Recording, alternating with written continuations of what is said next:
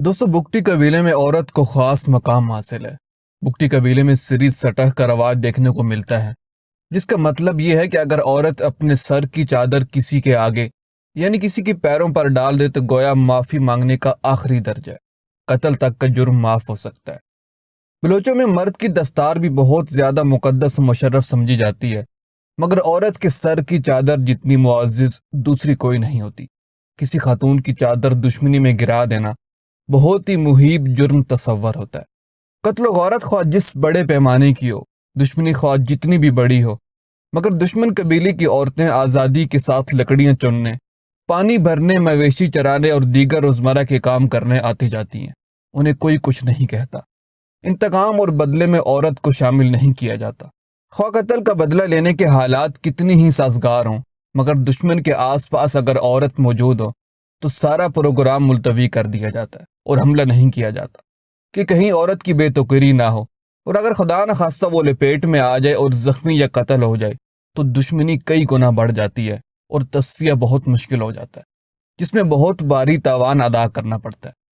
دوستو عورت کا زیادہ کوب ہونا پورے گھرانے کا زیادہ کوب ہونا کہلاتا ہے، اور عملاً اسی طرح کہا جاتا ہے کہ بدماش ڈاکو لڑاکا جتنا بھی بدنام زمانہ کیوں نہ ہو، عورت پر ہاتھ نہیں ڈالتا، نہ ڈاکے میں اور نہ قتل میں۔ دلچسپ ترین بات یہ ہے کہ جب کوئی گھرانہ قتل کرتا ہے اور بال بچوں سمیت علاقہ چھوڑ رہا ہو تو عورتوں کو ایک اور قبیلے کے حوالے کر کے انہیں علاقہ بدر کر دیتا ہے، اور مرد الگ چھپتے چھپاتے علاقے سے نکل جاتے ہیں۔ بصورت دیگر اگر پورا گھرانہ اکٹھے نقل مکانی کر رہا ہو تو مقتول والے ان پر حملہ نہیں کرتے کہ عورتیں ساتھ ہوتی ہیں۔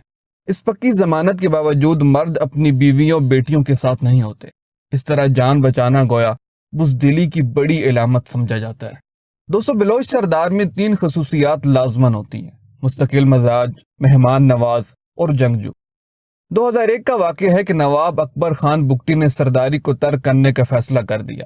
قبیلے کے لوگ رنجیدہ افسردہ ہو گئے اور اصرار کیا کہ سرداری نہ چھوڑیں۔ ایک وقت وہ بھی آیا کہ بگٹی رعایا نے اپنی پگڑیوں کے ڈھیر لگا کر اپنی بات منوانی چاہی، مگر نواب اکبر بگٹی کی مستقل مزاجی پر ذرا لغزش نہ آئی اور اپنے فیصلے پر جمے رہے۔ آخر دیگر ضلعی سرداروں نے یہ طے کیا کہ عورتوں کو گزارش کے لیے بلایا جائے۔